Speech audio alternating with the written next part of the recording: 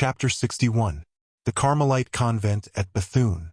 Great criminals bear about them a kind of predestination which makes them surmount all obstacles, which makes them escape all dangers, up to the moment which a wearied providence has marked as the rock of their impious fortunes. It was thus with Milady. She escaped the cruisers of both nations, and arrived at Boulogne without accident. When landing at Portsmouth, Milady was an Englishwoman whom the persecutions of the French drove from La Rochelle. When landing at Boulogne after a 2 days' passage, she passed for a Frenchwoman whom the English persecuted at Portsmouth out of their hatred for France. Milady had, likewise, the best of passports, her beauty, her noble appearance, and the liberality with which she distributed her pistoles. Freed from the usual formalities by the affable smile and gallant manners of an old governor of the port, who kissed her hand, she only remained long enough at Boulogne to put into the post a letter, conceived in the following terms. To His Eminence Monseigneur the Cardinal Richelieu, in his camp before La Rochelle. Monseigneur, let your Eminence be reassured. His Grace the Duke of Buckingham will not set out for France. Milady de Boulogne, evening of the 25th. P.S. According to the desire of your Eminence, I report to the convent of the Carmelites at Bethune, where I will await your orders. Accordingly, that same evening Milady commenced her journey. Night overtook her. She stopped and slept at an inn. At 5 o'clock the next morning she again proceeded, and in 3 hours after entered Bethune. She inquired for the convent of the Carmelites, and went thither immediately. The superior met her. Milady showed her the cardinal's order. The abbess assigned her a chamber, and had breakfast served. All the past was effaced from the eyes of this woman, and her looks, fixed on the future, beheld nothing but the high fortunes reserved for her by the cardinal, whom she had so successfully served without his name being in any way mixed up with the sanguinary affair. The ever-new passions which consumed her gave to her life the appearance of those clouds which float in the heavens, reflecting sometimes azure, sometimes fire, sometimes the opaque blackness of the tempest, and which leave no traces upon the earth behind them but devastation and death. After breakfast, the abbess came to pay her a visit.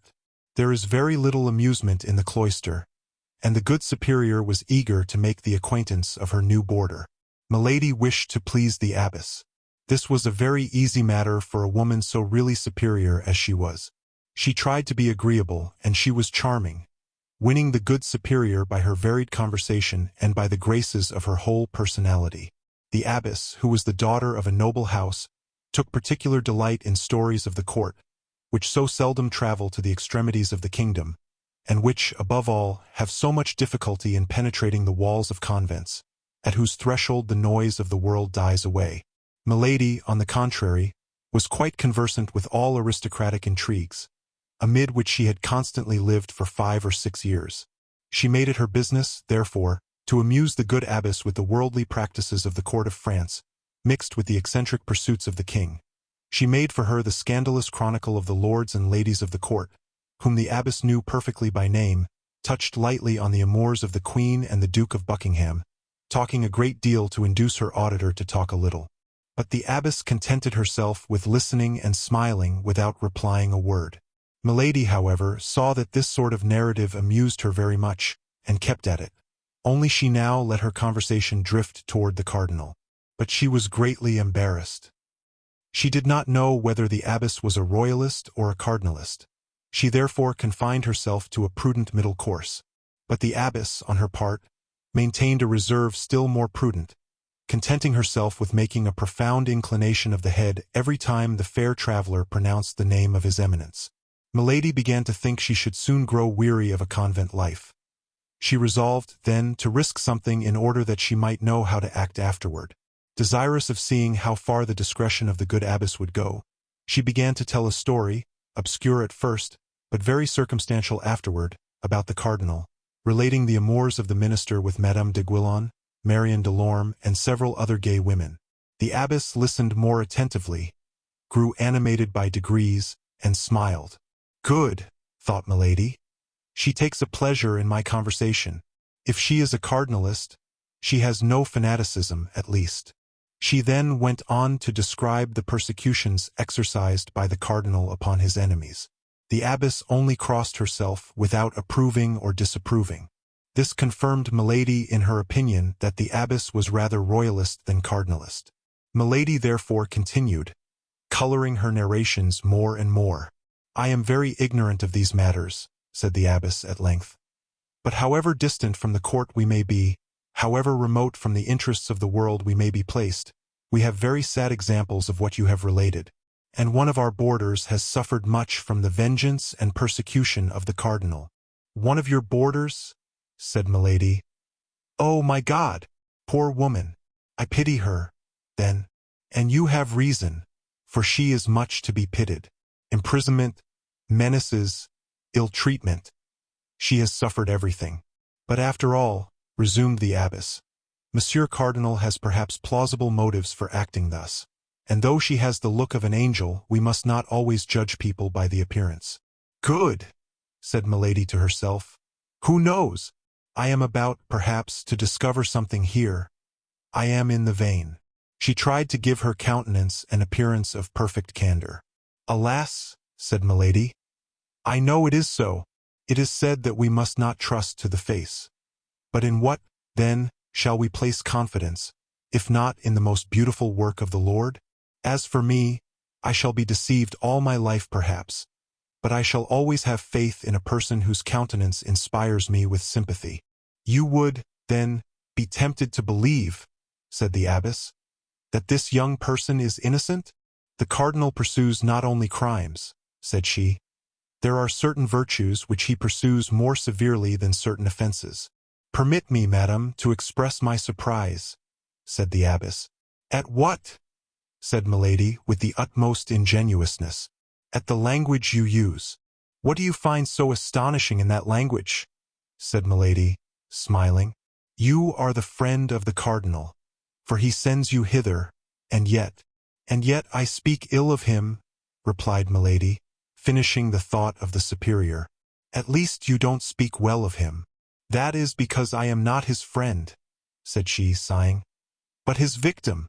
But this letter in which he recommends you to me is an order for me to confine myself to a sort of prison, from which he will release me by one of his satellites. But why have you not fled? Whither should I go? Do you believe there is a spot on the earth which the cardinal cannot reach if he takes the trouble to stretch forth his hand? If I were a man, that would barely be possible. But what can a woman do? This young boarder of yours, has she tried to fly? No, that is true. But that is another thing. I believe she is detained in France by some love affair." "Ah," said Milady with a sigh, "if she loves, she is not altogether wretched." "Then," said the abbess, looking at Milady with increasing interest, "I behold another poor victim?" "Alas, yes," said Milady. The abbess looked at her for an instant with uneasiness, as if a fresh thought suggested itself to her mind. "You are not an enemy of our holy faith?" said she, hesitatingly. "Who? I?" cried Milady. "I a Protestant? Oh, no. I call to witness the God who hears us, that on the contrary I am a fervent Catholic." "Then, madam," said the abbess, smiling, "be reassured. The house in which you are shall not be a very hard prison, and we will do all in our power to make you cherish your captivity. You will find here, moreover, the young woman of whom I spoke, who is persecuted, no doubt, in consequence of some court intrigue. She is amiable and well-behaved." "What is her name?" "She was sent to me by someone of high rank, under the name of Kitty. I have not tried to discover her other name." "Kitty!" cried Milady. "What? Are you sure that she is called so?" "Yes, madam." "Do you know her?" Milady smiled to herself at the idea which had occurred to her that this might be her old chambermaid. There was connected with the remembrance of this girl a remembrance of anger, and a desire of vengeance disordered the features of Milady, which, however, immediately recovered the calm and benevolent expression which this woman of 100 faces had for a moment allowed them to lose. "And when can I see this young lady, for whom I already feel so great a sympathy?" asked Milady. "Why, this evening," said the abbess. "Today even. But you have been traveling these 4 days, as you told me yourself. This morning you rose at 5 o'clock. You must stand in need of repose. Go to bed and sleep, At dinner time we will rouse you." Although Milady would very willingly have gone without sleep, sustained as she was by all the excitements which a new adventure awakened in her heart, ever thirsting for intrigues, she nevertheless accepted the offer of the superior. During the last 15 days she had experienced so many and such various emotions that if her frame of iron was still capable of supporting fatigue, her mind required repose. She therefore took leave of the abbess, and went to bed, softly rocked by the ideas of vengeance which the name of Kitty had naturally brought to her thoughts. She remembered that almost unlimited promise which the cardinal had given her if she succeeded in her enterprise. She had succeeded. D'Artagnan was then in her power. One thing alone frightened her. That was the remembrance of her husband, the Comte de la Fère, whom she had believed dead, or at least expatriated, and whom she found again in Athos, the best friend of D'Artagnan. But alas, if he was the friend of D'Artagnan, he must have lent him his assistance in all the proceedings by whose aid the queen had defeated the project of his eminence. If he was the friend of D'Artagnan, he was the enemy of the cardinal, and she doubtless would succeed in involving him in the vengeance by which she hoped to destroy the young musketeer. All these hopes were so many sweet thoughts for Milady. So, rocked by them, she soon fell asleep. She was awakened by a soft voice which sounded at the foot of her bed. She opened her eyes, and saw the abbess, accompanied by a young woman with light hair and delicate complexion, who fixed upon her a look full of benevolent curiosity. The face of the young woman was entirely unknown to her. Each examined the other with great attention, while exchanging the customary compliments. Both were very handsome, but of quite different styles of beauty. Milady, however, smiled in observing that she excelled the young woman by far in her high air and aristocratic bearing. It is true that the habit of a novice, which the young woman wore, was not very advantageous in a contest of this kind. The abbess introduced them to each other. When this formality was ended, as her duties called her to chapel, she left the two young women alone. The novice, seeing Milady in bed, was about to follow the example of the superior, but Milady stopped her. "How, madam," said she, "I have scarcely seen you, and you already wish to deprive me of your company, upon which I had counted a little, I must confess, for the time I have to pass here?" "No, madame," replied the novice. "Only I thought I had chosen my time ill. You were asleep, you are fatigued." "Well," said Milady, "what can those who sleep wish for? A happy awakening? This awakening you have given me. Allow me, then, to enjoy it at my ease." And taking her hand, she drew her toward the armchair by the bedside. The novice sat down. "How unfortunate I am," said she. "I have been here 6 months without the shadow of recreation. You arrive, and your presence was likely to afford me delightful company. Yet I expect, in all probability, to quit the convent at any moment." "How, you are going soon?" asked Milady. "At least I hope so," said the novice, with an expression of joy which she made no effort to disguise. "I think I learned you had suffered persecutions from the cardinal," continued Milady. "That would have been another motive for sympathy between us. What I have heard, then, from our good mother is true. You have likewise been a victim of that wicked priest." "Hush," said Milady. "Let us not, even here, speak thus of him. All my misfortunes arise from my having said nearly what you have said before a woman whom I thought my friend, and who betrayed me. Are you also the victim of a treachery?" "No," said the novice, "but of my devotion, of a devotion to a woman I loved, for whom I would have laid down my life, for whom I would give it still." "And who has abandoned you? Is that it?" "I have been sufficiently unjust to believe so, but during the last 2 or 3 days I have obtained proof to the contrary, for which I thank God, for it would have cost me very dear to think she had forgotten me." "But you, madame, you appear to be free," continued the novice. "And if you were inclined to fly, it only rests with yourself to do so. Whither would you have me go, without friends, without money, in a part of France with which I am unacquainted, and where I have never been before?" "Oh," cried the novice, "as to friends, you would have them wherever you want. You appear so good and are so beautiful." "That does not prevent," replied Milady, softening her smile so as to give it an angelic expression, "my being alone or being persecuted." "Hear me," said the novice. "We must trust in heaven. There always comes a moment when the good you have done pleads your cause before God. And see, perhaps it is a happiness for you, humble and powerless as I am, that you have met with me, for if I leave this place, well, I have powerful friends who, after having exerted themselves on my account, may also exert themselves for you. Oh, when I said I was alone, said Milady, hoping to make the novice talk by talking of herself, it is not for want of friends in high places, but these friends themselves tremble before the cardinal. The queen herself does not dare to oppose the terrible minister. I have proof that her majesty, notwithstanding her excellent heart, has more than once been obliged to abandon to the anger of his eminence persons who had served her. Trust me, madam, the queen may appear to have abandoned those persons, but we must not put faith in appearances. The more they are persecuted, the more she thinks of them, and often, when they least expect it, they have proof of a kind remembrance. Alas, said Milady, I believe so, the queen is so good.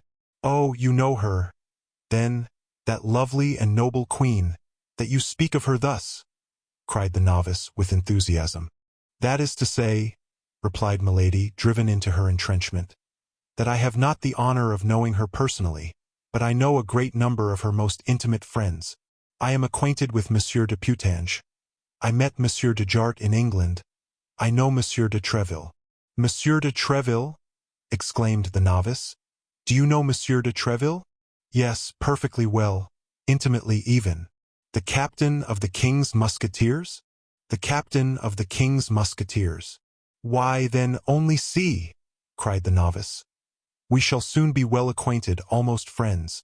If you know Monsieur de Treville, you must have visited him. Often, said Milady, who, having entered this track, and perceiving that falsehood succeeded, was determined to follow it to the end. With him, then, you must have seen some of his musketeers? All those he is in the habit of receiving, replied Milady, for whom this conversation began to have a real interest. Name a few of those whom you know, and you will see if they are my friends. Well, said Milady, embarrassed, I know Monsieur de Louvigny, Monsieur de Cordovan, Monsieur de Farisac. The novice let her speak. Then, seeing that she paused, she said, Don't you know a gentleman named Athos? Milady became as pale as the sheets in which she was lying, and mistress as she was of herself, could not help uttering a cry, seizing the hand of the novice, and devouring her with looks. What is the matter? Good God! Asked the poor woman. Have I said anything that has wounded you? No, but the name struck me because I also have known that gentleman, and it appeared strange to me to meet with a person who appears to know him well. Oh, yes, very well. Not only him, but some of his friends, Messrs. Porthos and Aramis. Indeed, you know them likewise? I know them, cried Milady, who began to feel a chill penetrate her heart. Well, if you know them, you know that they are good and free companions. Why do you not apply to them, if you stand in need of help? That is to say, stammered Milady, I am not really very intimate with any of them. I know them from having heard one of their friends, Monsieur d'Artagnan, say a great deal about them. You know Monsieur d'Artagnan, cried the novice, in her turn seizing the hands of Milady and devouring her with her eyes. Then, remarking the strange expression of Milady's countenance, she said, Pardon me, madam. You know him by what title? Why, replied Milady, embarrassed, why, by the title of friend. You deceive me, madam, said the novice. You have been his mistress. It is you who have been his mistress, madam, cried Milady in her turn. I? Said the novice. Yes, you. I know you now. You are Madame Bonacieux. The young woman drew back, filled with surprise and terror. Oh, do not deny it. Answer, continued Milady. Well, yes, madam, said the novice. Are we rivals? The countenance of Milady was illumined by so savage a joy that under any other circumstances Madame Bonacieux would have fled in terror, but she was absorbed by jealousy. Speak, madam, resumed Madame Bonacieux, with an energy of which she might not have been believed capable. Have you been, or are you, his mistress? Oh, no, cried Milady, with an accent that admitted no doubt of her truth. Never, never. I believe you, said Madame Bonacieux. But why, then, Did you cry out so? Do you not understand? Said Milady, who had already overcome her agitation and recovered all her presence of mind. How can I understand? I know nothing. Can you not understand that Monsieur d'Artagnan, being my friend, might take me into his confidence? Truly, do you not perceive that I know all your abduction from the little house at St. Germain, his despair, that of his friends, and their useless inquiries up to this moment? How could I help being astonished when, without having the least expectation of such a thing, I meet you face to face? You, of whom we have so often spoken together, you whom he loves with all his soul, you whom he had taught me to love before I had seen you. Ah, dear Constance, I have found you then. I see you at last. And Milady stretched out her arms to Madame Bonacieux, who, convinced by what she had just said, saw nothing in this woman whom an instant before she had believed her rival but a sincere and devoted friend. "Oh, pardon me, cried she, sinking upon the shoulders of Milady. "Pardon me. I love him so much." These two women held each other for an instant in a close embrace. Certainly, if Milady's strength had been equal to her hatred, Madame Bonacieux would never have left that embrace alive. But not being able to stifle her, she smiled upon her. "Oh, you beautiful, good little creature," said Milady. "How delighted I am to have found you. Let me look at you." And while saying these words, she absolutely devoured her by her looks. "Oh, yes, it is you indeed. From what he has told me, I know you now. I recognize you perfectly." The poor young woman could not possibly suspect what frightful cruelty was behind the rampart of that pure brow, behind those brilliant eyes in which she read nothing but interest and compassion.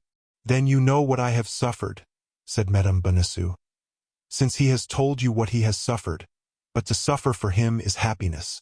Milady replied mechanically, "Yes, that is happiness." She was thinking of something else. "And then," continued Madame Bonacieux, "my punishment is drawing to a close.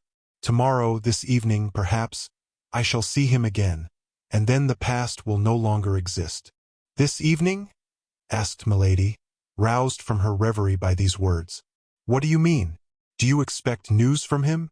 "I expect himself." "Himself? D'Artagnan here? Himself? But that's impossible. He is at the siege of La Rochelle with the cardinal. He will not return till after the taking of the city." "Ah, you fancy so. But is there anything impossible for my D'Artagnan, the noble and loyal gentleman?" "Oh, I cannot believe you." "Well, read then," said the unhappy young woman, in the excess of her pride and joy, presenting a letter to Milady. "The writing of Madame de Chevreuse," said Milady to herself. "Ah, I always thought there was some secret understanding in that quarter." And she greedily read the following few lines. "My dear child, hold yourself ready. Our friend will see you soon, and he will only see you to release you from that imprisonment in which your safety required you should be concealed. Prepare, then, for your departure, and never despair of us. Our charming Gascon has just proved himself as brave and faithful as ever. Tell him that certain parties are grateful for the warning he has given." "Yes, yes," said Milady. "The letter is precise. Do you know what that warning was?" "No, I only suspect he has warned the Queen against some fresh machinations of the cardinal." "Yes, that's it, no doubt," said Milady, returning the letter to Madame Bonacieux, and letting her head sink pensively upon her bosom. At that moment they heard the gallop of a horse. "Oh!" cried Madame Bonacieux, darting to the window. "Can it be he?" Milady remained still in bed, petrified by surprise. So many unexpected things happened to her all at once that for the first time she was at a loss. He, murmured she. "Can it be he?" And she remained in bed with her eyes fixed. "Alas, no," said Madame Bonacieux. "It is a man I don't know, although he seems to be coming here. Yes, he checks his pace. He stops at the gate. He rings." Milady sprang out of bed. "You are sure it is not he?" said she. "Yes, yes, very sure. Perhaps you did not see well. Oh, if I were to see the plume of his hat, the end of his cloak, I should know him." Milady was dressing herself all the time. "Yes, he has entered. It is for you or me. My God, how agitated you seem. Yes, I admit it. I have not your confidence. I fear the cardinal. Hush, said Madame Bonacieux. Somebody is coming. Immediately the door opened, and the superior entered. Did you come from Boulogne? Demanded she of Milady. Yes, replied she, trying to recover her self-possession. Who wants me? A man who will not tell his name, but who comes from the cardinal. And who wishes to speak with me? Who wishes to speak to a lady recently come from Boulogne? Then let him come in, if you please. Oh, my God, cried Madame Bonacieux. Can it be bad news? I fear it.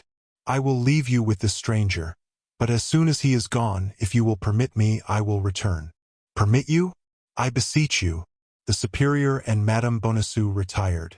Milady remained alone, with her eyes fixed upon the door.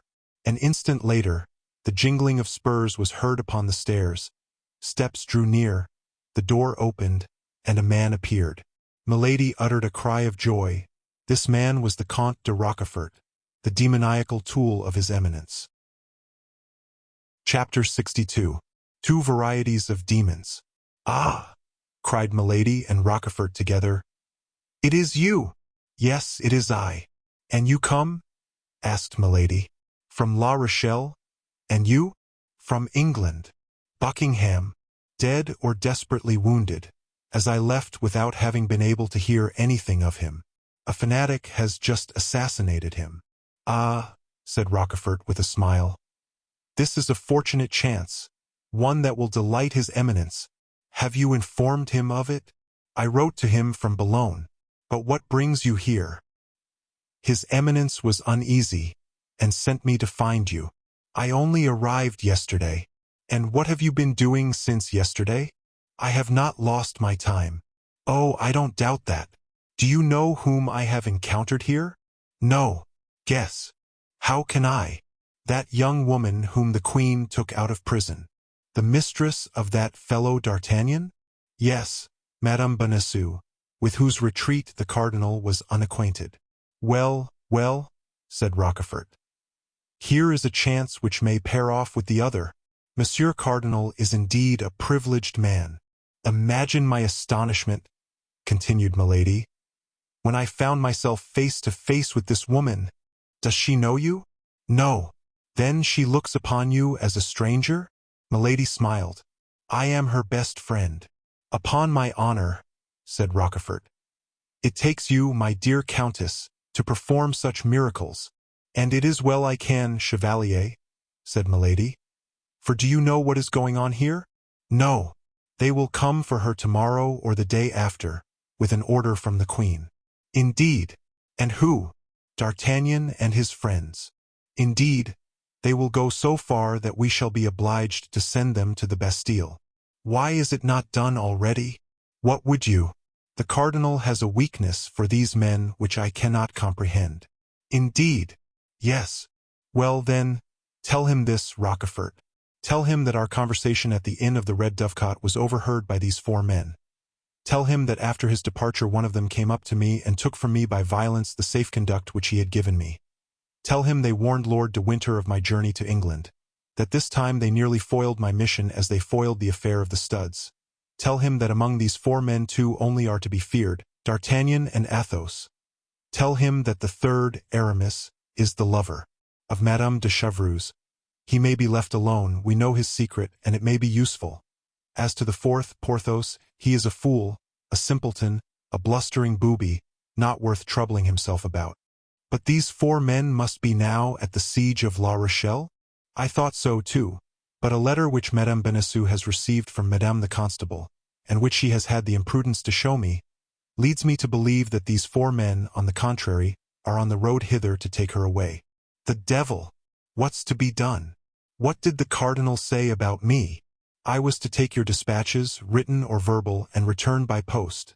And when he shall know what you have done, he will advise what you have to do. I must, then, remain here?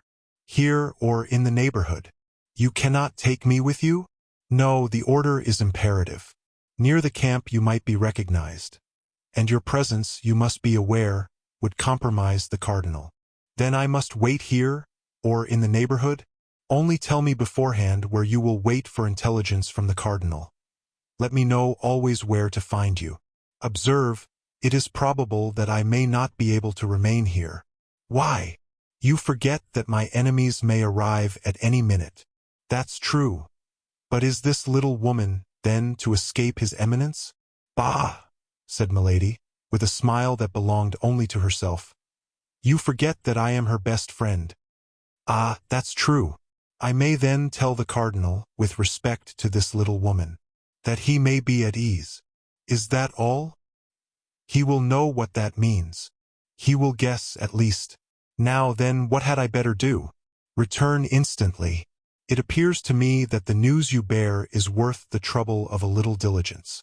My chaise broke down coming into Lilliers. Capital. What, capital? Yes, I want your chaise. And how shall I travel, then? On horseback. You talk very comfortably. 180 leagues. What's that? One can do it. Afterward. Afterward? Why, in passing through Lilliers you will send me your chaise, with an order to your servant to place himself at my disposal. Well, you have, no doubt, some order from the cardinal about you? I have my full power. Show it to the abbess, and tell her that someone will come and fetch me, either today or tomorrow, and that I am to follow the person who presents himself in your name. Very well. Don't forget to treat me harshly in speaking of me to the abbess. To what purpose? I am a victim of the cardinal. It is necessary to inspire confidence in that poor little Madame Bonacieux. That's true. Now, will you make me a report of all that has happened? Why, I have related the events to you. You have a good memory. Repeat what I have told you. A paper may be lost. You are right. Only let me know where to find you that I may not run needlessly about the neighborhood. That's correct. Wait. Do you want a map? Oh, I know this country marvelously. You? When were you here? I was brought up here. Truly. It is worth something, you see, to have been brought up somewhere. You will wait for me, then? Let me reflect a little. That will do, at Armentières. Where is that Armentières? A little town on the Lys. I shall only have to cross the river, and I shall be in a foreign country. Capital. But it is understood you will only cross the river in case of danger. That is well understood. And in that case, how shall I know where you are? You do not want your lackey? Is he a sure man? To the proof. Give him to me. Nobody knows him. I will leave him at the place I quit, and he will conduct you to me. And you say you will wait for me at Armentières? At Armentières. Write that name on a bit of paper, lest I should forget it. There is nothing compromising in the name of a town. Is it not so? Who knows? Never mind, said Milady, writing the name on half a sheet of paper. I will compromise myself. Well, said Rochefort, taking the paper from Milady, folding it and placing it in the lining of his hat. You may be easy. I will do as children do for fear of losing the paper. Repeat the name along the route. Now, is that all? I believe so. Let us see. Buckingham dead or grievously wounded. Your conversation with the cardinal overheard by the 4 Musketeers. Lord de Winter warned of your arrival at Portsmouth. D'Artagnan and Athos to the Bastille. Aramis the lover of Madame de Chevreuse. Porthos an ass. Madame Bonacieux found again. To send you the chaise as soon as possible. To place my lackey at your disposal. To make you out a victim of the cardinal in order that the abbess may entertain no suspicion. Armentières on the banks of the Lys. Is that all, then? In truth, my dear chevalier, you are a miracle of memory. A propos, add one thing. What? I saw some very pretty woods which almost touched the convent garden. Say that I am permitted to walk in those woods. Who knows? Perhaps I shall stand in need of a back door for retreat. You think of everything. And you forget one thing. What? To ask me if I want money. That's true. How much do you want? All you have in gold. I have 500 pistoles or thereabouts. I have as much. With 1,000 pistoles one may face everything. Empty your pockets. There. Right. And you go. In an hour, Time to eat a morsel, during which I shall send for a post-horse. Capital. Adieu, Chevalier. Adieu, Countess. Commend me to the Cardinal. Commend me to Satan. Milady and Rochefort exchanged a smile and separated. An hour afterward Rochefort set out at a grand gallop. 5 hours after that he passed through Arras. Our readers already know how he was recognized by D'Artagnan, and how that recognition by inspiring fear in the Four Musketeers had given fresh activity to their journey. Chapter 63. The Drop of Water. Rochefort had scarcely departed when Madame Bonacieux re-entered. She found Milady with a smiling countenance. "Well," said the young woman, "what you dreaded has happened. This evening, or tomorrow, the Cardinal will send someone to take you away." "Who told you that, my dear?" asked Milady. "I heard it from the mouth of the messenger himself." "Come and sit down close to me," said Milady. "Here I am. Wait till I assure myself that nobody hears us." "Why all these precautions?" "You shall know." Milady arose, went to the door, opened it, looked in the corridor, and then returned and seated herself close to Madame Bonacieux. "Then," said she, "he has well played his part." "Who has?" "He who just now presented himself to the abbess as a messenger from the cardinal." "It was, then, a part he was playing?" "Yes, my child." "That man, then, was not—" "That man," said Milady, lowering her voice, "is my brother." "Your brother!" cried Madame Bonacieux. "No one must know this secret, my dear, but yourself. If you reveal it to anyone in the world, I shall be lost, and perhaps yourself likewise." "Oh, my God!" "Listen. This is what has happened. My brother, who was coming to my assistance to take me away by force if it were necessary, met with the emissary of the cardinal, who was coming in search of me. He followed him. At a solitary and retired part of the road, he drew his sword, and required the messenger to deliver up to him the papers of which he was the bearer. The messenger resisted. My brother killed him." "Oh!" said Madame Bonacieux, shuddering. "Remember, that was the only means. Then my brother determined to substitute cunning for force. He took the papers, and presented himself here as the emissary of the cardinal, and in an hour or two a carriage will come to take me away by the orders of his eminence." "I understand. It is your brother who sends this carriage." "Exactly. But that is not all. That letter you have received, and which you believe to be from Madame de Chevreuse. Well, it is a forgery." "How can that be?" "Yes, a forgery. It is a snare to prevent your making any resistance when they come to fetch you. But it is D'Artagnan that will come. Do not deceive yourself. D'Artagnan and his friends are detained at the siege of La Rochelle." "How do you know that?" "My brother met some emissaries of the cardinal in the uniform of musketeers. You would have been summoned to the gate. You would have believed yourself about to meet friends. You would have been abducted and conducted back to Paris." "Oh, my God! My senses fail me amid such a chaos of iniquities. I feel, if this continues," said Madame Bonacieux, raising her hands to her forehead, "I shall go mad." "Stop." "What?" "I hear a horse's steps. It is my brother setting off again. I should like to offer him a last salute." "Come." Milady opened the window, and made a sign to Madame Bonacieux to join her. The young woman complied. Rochefort passed at a gallop. "Adieu, brother," cried Milady. The chevalier raised his head, saw the two young women, and without stopping, waved his hand in a friendly way to Milady. "The good George," said she, closing the window with an expression of countenance full of affection and melancholy. And she resumed her seat, as if plunged in reflections entirely personal. "Dear lady," said Madame Bonacieux, "pardon me for interrupting you, but what do you advise me to do? Good heaven, you have more experience than I have. Speak. I will listen."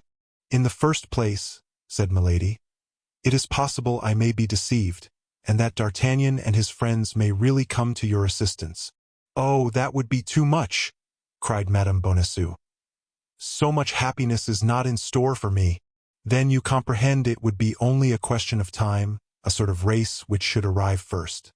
If your friends are the more speedy, you are to be saved. If the satellites of the cardinal, you are lost. Oh, yes, yes. Lost beyond redemption. What then to do? What to do? There would be a very simple means, very natural. Tell me what. To wait, concealed in the neighborhood, and assure yourself who are the men who come to ask for you. But where can I wait? Oh, there is no difficulty in that. I shall stop and conceal myself a few leagues hence until my brother can rejoin me. Well, I take you with me. We conceal ourselves and wait together. But I shall not be allowed to go. I am almost a prisoner. As they believe that I go in consequence of an order from the cardinal, no one will believe you anxious to follow me. Well, well, the carriage is at the door. You bid me adieu. You mount the step to embrace me a last time. My brother's servant, who comes to fetch me, is told how to proceed. He makes a sign to the postilion, and we set off at a gallop. But D'Artagnan, if he comes, shall we not know it? How? Nothing easier. We will send my brother's servant back to Bethune, whom, as I told you, we can trust. He shall assume a disguise and place himself in front of the convent. If the emissaries of the cardinal arrive, he will take no notice. If it is Monsieur d'Artagnan and his friends, he will bring them to us. He knows them, then? Doubtless. Has he not seen Monsieur d'Artagnan at my house? Oh, yes, yes, you are right. Thus all may go well. All may be for the best. But we do not go far from this place. 7 or 8 leagues at the most. We will keep on the frontiers, for instance. And at the first alarm we can leave France. And what can we do there? Wait. But if they come? My brother's carriage will be here first. If I should happen to be any distance from you when the carriage comes for you, at dinner or supper, for instance, do one thing. What is that? Tell your good superior that in order that we may be as much together as possible, you ask her permission to share my repast. Will she permit it? What inconvenience can it be? Oh, delightful! In this way we shall not be separated for an instant. Well, go down to her, then, to make your request. I feel my head a little confused. I will take a turn in the garden. Go! And where shall I find you? Here in an hour. Here in an hour. Oh, you are so kind, and I am so grateful. How can I avoid interesting myself for one who is so beautiful and so amiable? Are you not the beloved of one of my best friends? Dear D'Artagnan. Oh, how he will thank you. I hope so. Now then, all is agreed. Let us go down. You are going into the garden? Yes. Go along this corridor, down a little staircase, and you are in it. Excellent. Thank you. And the two women parted, exchanging charming smiles. Milady had told the truth. Her head was confused, for her ill-arranged plans clashed one another like chaos. She required to be alone that she might put her thoughts a little into order. She saw vaguely the future, but she stood in need of a little silence and quiet to give all her ideas, as yet confused, a distinct form and a regular plan. What was most pressing was to get Madame Bonacieux away, and convey her to a place of safety, and there, if matters required, make her a hostage. Milady began to have doubts of the issue of this terrible duel, in which her enemies showed as much perseverance as she did animosity. Besides, she felt as we feel when a storm is coming on, that this issue was near and could not fail to be terrible.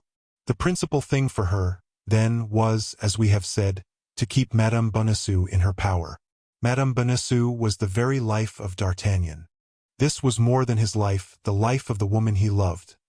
This was, in case of ill fortune, a means of temporizing and obtaining good conditions. Now, this point was settled. Madame Bonacieux, without any suspicion, accompanied her. Once concealed with her at Armentières, it would be easy to make her believe that D'Artagnan had not come to Bethune. In 15 days at most, Rochefort would be back. Besides, during that 15 days she would have time to think how she could best avenge herself on the 4 friends. She would not be weary, thank God, for she should enjoy the sweetest pastime such events could accord a woman of her character, perfecting a beautiful vengeance. Revolving all this in her mind, she cast her eyes around her, and arranged the topography of the garden in her head. Milady was like a good general who contemplates at the same time victory and defeat, and who is quite prepared, according to the chances of the battle, to march forward or to beat a retreat. At the end of an hour she heard a soft voice calling her. It was Madame Bonacieux's.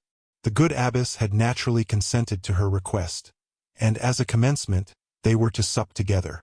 On reaching the courtyard, they heard the noise of a carriage which stopped at the gate. Milady listened. "Do you hear anything?"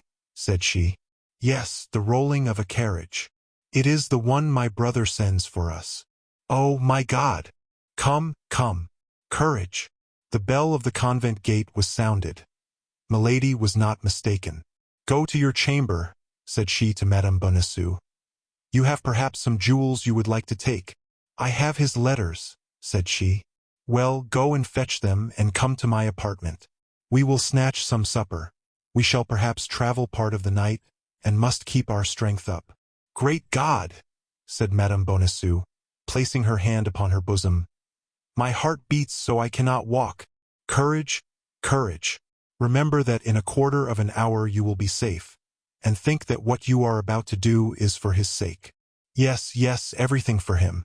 You have restored my courage by a single word. Go, I will rejoin you." Milady ran up to her apartment quickly. She there found Rochefort's lackey, and gave him his instructions. He was to wait at the gate.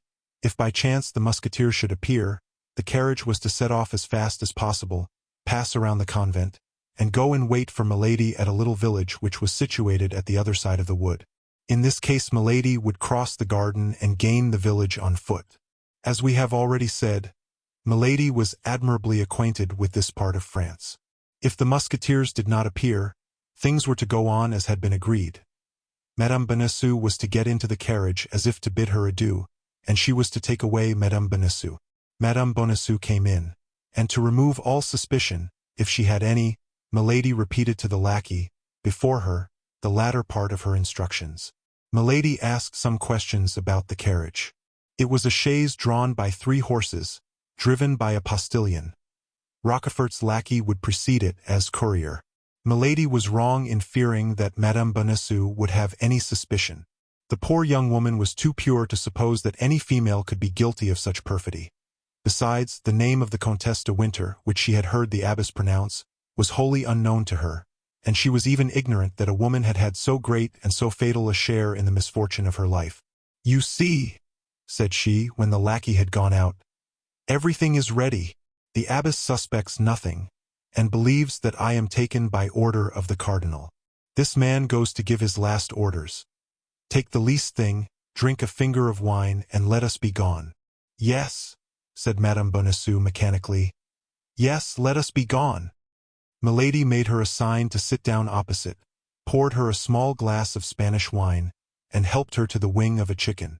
"See," said she, "if everything does not second us.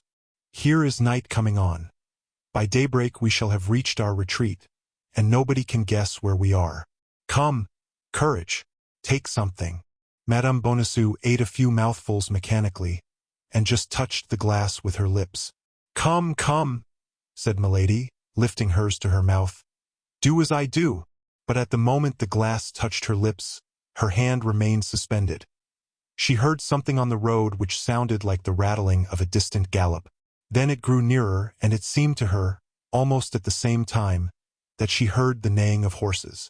This noise acted upon her joy like the storm which awakens the sleeper in the midst of a happy dream. She grew pale and ran to the window, while Madame Bonacieux, rising all in a tremble, supported herself upon her chair to avoid falling.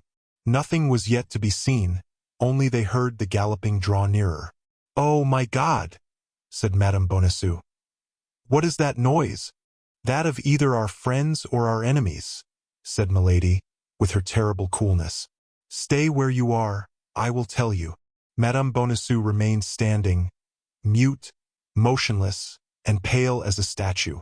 The noise became louder. The horses could not be more than 150 paces distant. If they were not yet to be seen, it was because the road made an elbow. The noise became so distinct that the horses might be counted by the rattle of their hoofs. Milady gazed with all the power of her attention. It was just light enough for her to see who was coming. All at once, at the turning of the road, she saw the glitter of laced hats and the waving of feathers. She counted 2, then 5, then 8 horsemen.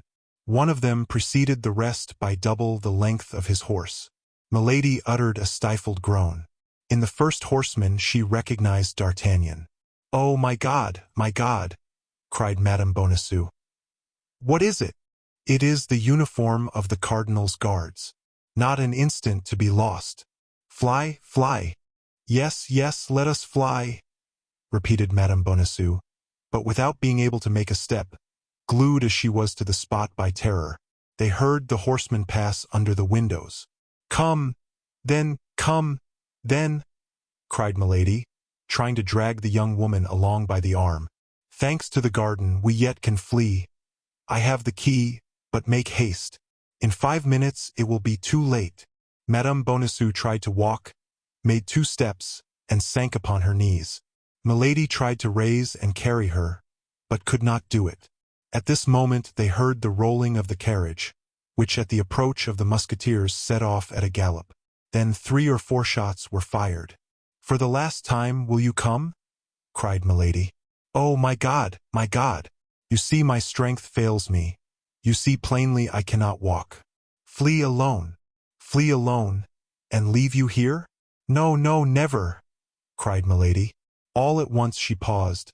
A livid flash darted from her eyes.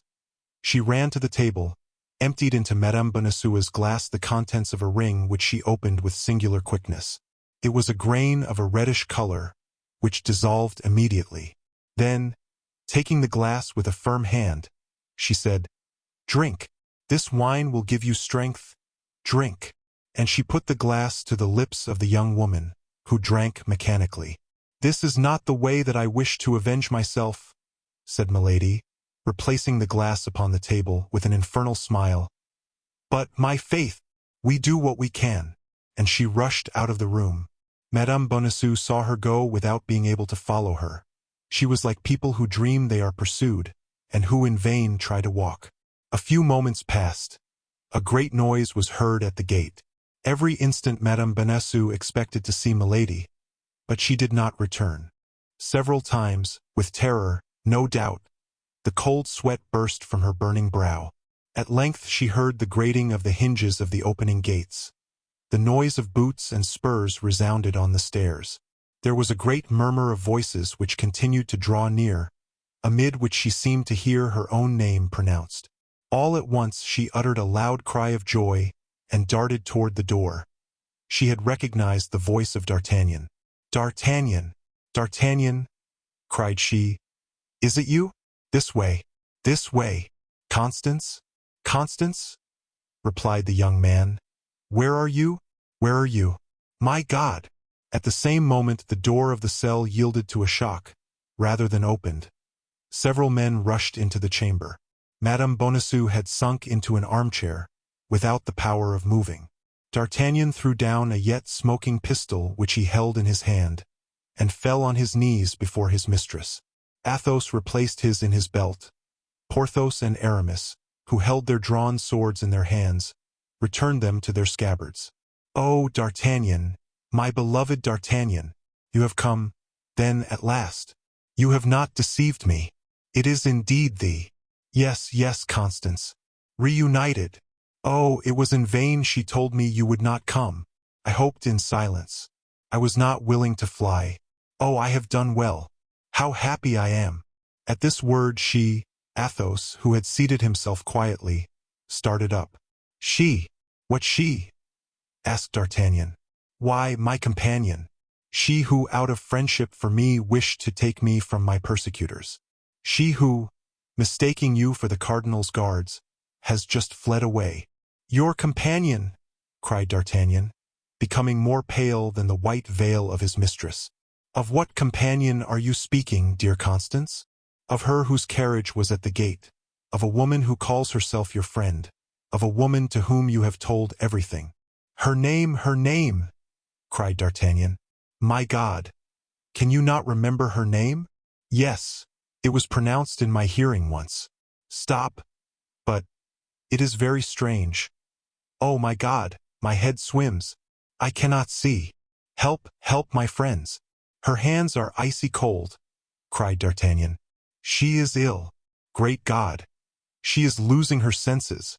While Porthos was calling for help with all the power of his strong voice, Aramis ran to the table to get a glass of water.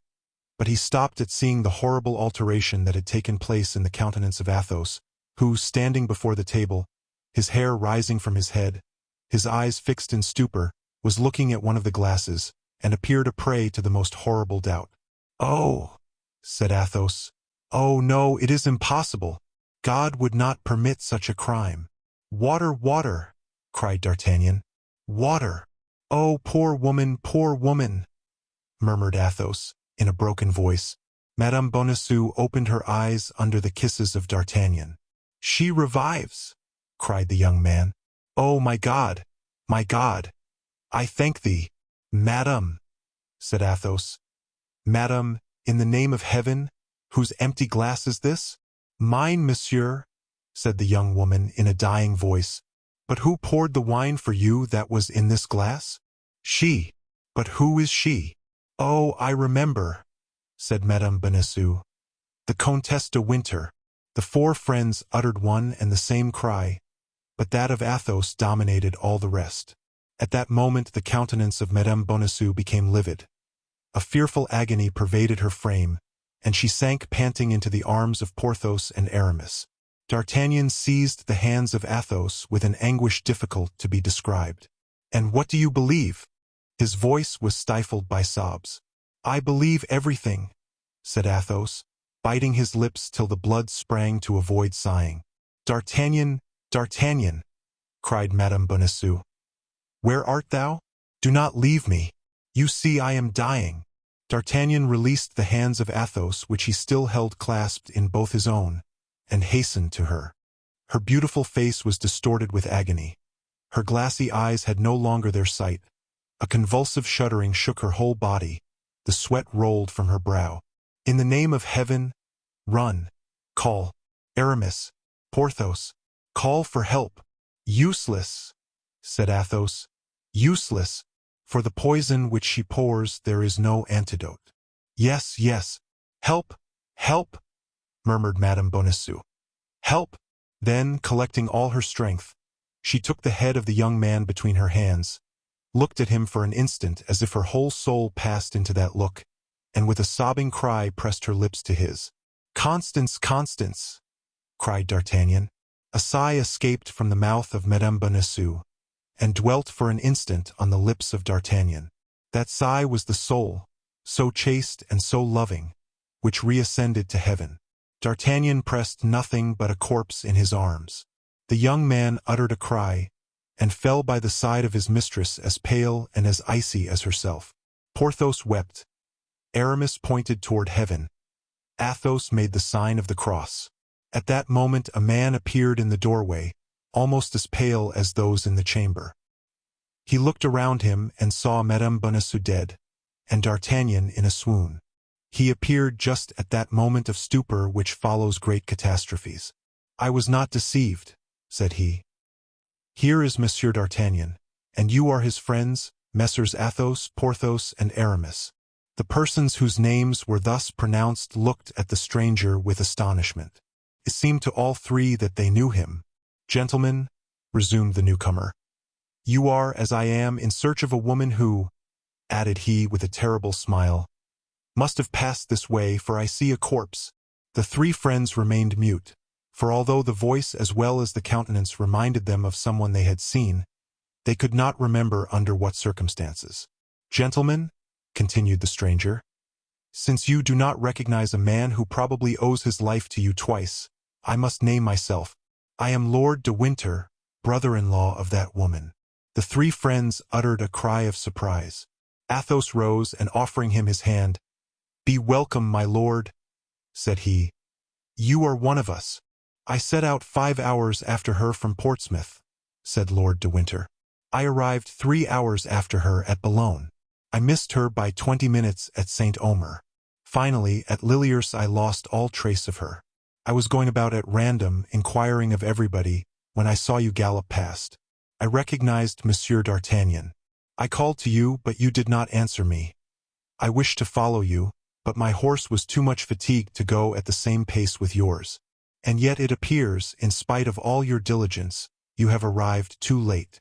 You see, said Athos, pointing to Madame Benasuded, and to D'Artagnan, whom Porthos and Aramis were trying to recall to life. Are they both dead?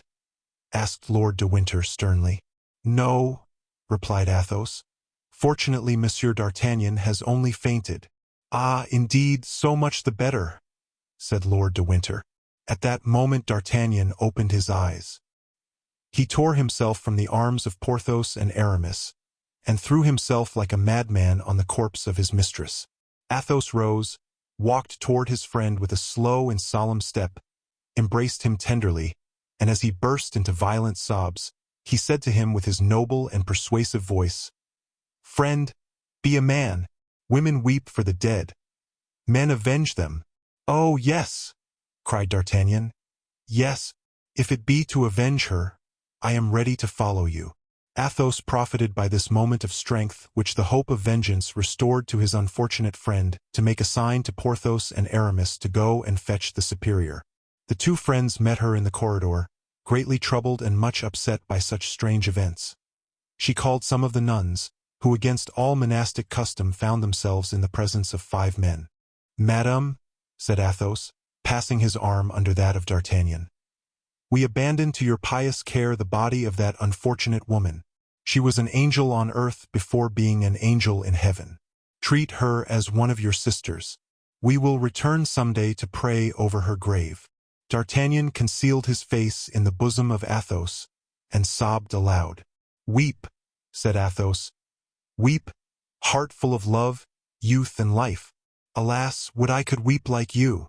And he drew away his friend, as affectionate as a father, as consoling as a priest, noble as a man who has suffered much.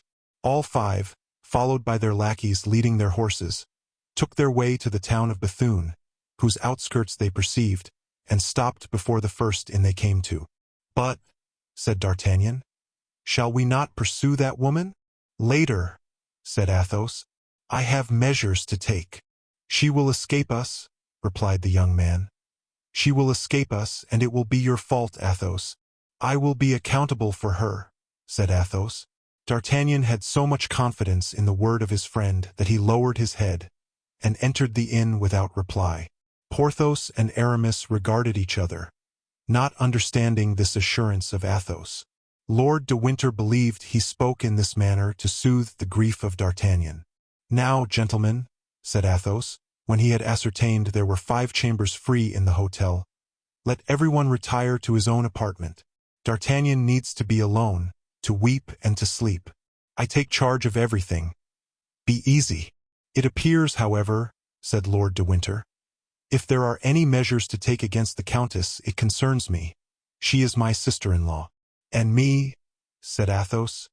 "She is my wife." D'Artagnan smiled, for he understood that Athos was sure of his vengeance when he revealed such a secret. Porthos and Aramis looked at each other, and grew pale. Lord de Winter thought Athos was mad. "Now retire to your chambers," said Athos, "and leave me to act. You must perceive that in my quality of a husband this concerns me. Only, D'Artagnan, if you have not lost it, give me the paper which fell from that man's hat, upon which is written the name of the village of—" "Ah," said D'Artagnan, "I comprehend, that name written in her hand." "You see, then," said Athos, "there is a God in heaven still." Chapter 64. The Man in the Red Cloak. The despair of Athos had given place to a concentrated grief which only rendered more lucid the brilliant mental faculties of that extraordinary man. Possessed by one single thought, that of the promise he had made, and of the responsibility he had taken, he retired last to his chamber, begged the host to procure him a map of the province, bent over it, examined every line traced upon it, perceived that there were 4 different roads from Bethune to Armentières, and summoned the lackeys. Planchet, Grimaud, Bazin, and Mousqueton presented themselves, and received clear, positive, and serious orders from Athos. They must set out the next morning at daybreak, and go to Armentières, each by a different route. Planchet, the most intelligent of the four, was to follow that by which the carriage had gone upon which the four friends had fired, and which was accompanied, as may be remembered, by Rochefort's servant. Athos set the lackeys to work first because, since these men had been in the service of himself and his friends, he had discovered in each of them different and essential qualities. Then, lackeys who ask questions inspire less mistrust than masters, and meet with more sympathy among those to whom they address themselves. Besides, Milady knew the masters and did not know the lackeys. On the contrary, the lackeys knew Milady perfectly. All four were to meet the next day at 11 o'clock. If they had discovered Milady's retreat, 3 were to remain on guard. The 4th was to return to Bethune in order to inform Athos and serve as a guide to the 4 friends. These arrangements made, the lackeys retired. Athos then arose from his chair, girded on his sword, enveloped himself in his cloak, and left the hotel. It was nearly 10 o'clock. At 10 o'clock in the evening, it is well known, the streets in provincial towns are very little frequented. Athos nevertheless was visibly anxious to find someone of whom he could ask a question. At length he met a belated passenger, went up to him and spoke a few words to him. The man he addressed recoiled with terror, and only answered the few words of the musketeer by pointing. Athos offered the man half a pistole to accompany him, but the man refused. Athos then plunged into the street the man had indicated with his finger. But arriving at 4 crossroads, he stopped again, visibly embarrassed. Nevertheless, as the crossroads offered him a better chance than any other place of meeting somebody, he stood still. In a few minutes a night watch passed. Athos repeated to him the same question he had asked the first person he met. The night watch evinced the same terror, refused, in his turn, to accompany Athos, and only pointed with his hand to the road he was to take. Athos walked in the direction indicated, and reached the suburb situated at the opposite extremity of the city from that by which he and his friends had entered it. There he again appeared uneasy and embarrassed, and stopped for the 3rd time. Fortunately, a mendicant passed, who, coming up to Athos to ask charity, Athos offered him half a crown to accompany him where he was going. The mendicant hesitated at first, but at the sight of the piece of silver which shone in the darkness he consented, and walked on before Athos. Arrived at the angle of a street, he pointed to a small house, isolated, solitary, and dismal. Athos went toward the house, while the mendicant, who had received his reward, left as fast as his legs could carry him. Athos went round the house before he could distinguish the door, amid the red color in which the house was painted. No light appeared through the chinks of the shutters. No noise gave reason to believe that it was inhabited. It was dark and silent as the tomb. 3 times Athos knocked without receiving an answer. At the 3rd knock, however, steps were heard inside. The door at length was opened, and a man appeared, of high stature, pale complexion, and black hair and beard. Athos and he exchanged some words in a low voice. Then the tall man made a sign to the musketeer that he might come in. Athos immediately profited by the permission, and the door was closed behind him. The man whom Athos had come so far to seek, and whom he had found with so much trouble, introduced him into his laboratory, where he was engaged in fastening together with iron wire the dry bones of a skeleton. All the frame was adjusted except the head, which lay on the table. All the rest of the furniture indicated that the dweller in this house occupied himself with the study of natural science. There were large bottles filled with serpents, ticketed according to their species. Dried lizards shone like emeralds set in great squares of black wood, and bunches of wild odoriferous herbs, doubtless possessed of virtues unknown to common men, were fastened to the ceiling and hung down in the corners of the apartment. There was no family, no servant. The tall man alone inhabited this house. Athos cast a cold and indifferent glance upon the objects we have described, and at the invitation of him whom he came to seek sat down near him. Then he explained to him the cause of his visit, and the service he required of him. But scarcely had he expressed his request when the unknown, who remained standing before the musketeer, drew back with signs of terror and refused. Then Athos took from his pocket a small paper, on which 2 lines were written, accompanied by a signature and a seal, and presented them to him who had made too prematurely these signs of repugnance. The tall man had scarcely read these lines, seen the signature and recognized the seal, when he bowed to denote that he had no longer any objection to make, and that he was ready to obey. Athos required no more. He arose, bowed, went out, returned by the same way he came, re-entered the hotel and went to his apartment. At daybreak D'Artagnan entered the chamber, and demanded what was to be done. "To wait," replied Athos. Some minutes after, the superior of the convent sent to inform the Musketeers that the burial would take place at midday. As to the poisoner, they had heard no tidings of her whatever, only that she must have made her escape through the garden, on the sand of which her footsteps could be traced, and the door of which had been found shut. As to the key, it had disappeared. At the hour appointed, Lord de Winter and the four friends repaired to the convent. The bells tolled, the chapel was open, the grating of the choir was closed. In the middle of the choir the body of the victim, clothed in her novitiate dress, was exposed. On each side of the choir and behind the gratings opening into the convent was assembled the whole community of the Carmelites, who listened to the divine service, and mingled their chant with the chant of the priests, without seeing the profane or being seen by them. At the door of the chapel D'Artagnan felt his courage fall anew, and returned to look for Athos. But Athos had disappeared. Faithful to his mission of vengeance, Athos had requested to be conducted to the garden, and there upon the sand, following the light steps of this woman, who left sharp tracks wherever she went, he advanced toward the gate which led into the wood, and causing it to be opened, he went out into the forest. Then all his suspicions were confirmed. The road by which the carriage had disappeared encircled the forest. Athos followed the road for some time, his eyes fixed upon the ground. Slight stains of blood, which came from the wound inflicted upon the man who accompanied the carriage as a courier, or from one of the horses, dotted the road. At the end of 3/4 of a league, within 50 paces of Festubert, a larger bloodstain appeared. The ground was trampled by horses. Between the forest and this accursed spot, a little behind the trampled ground, was the same track of small feet as in the garden. The carriage had stopped here. At this spot Milady had come out of the wood, and entered the carriage.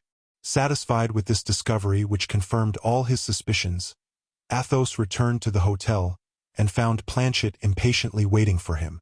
Everything was as Athos had foreseen. Planchet had followed the road. Like Athos, he had discovered the stains of blood. Like Athos, he had noted the spot where the horses had halted.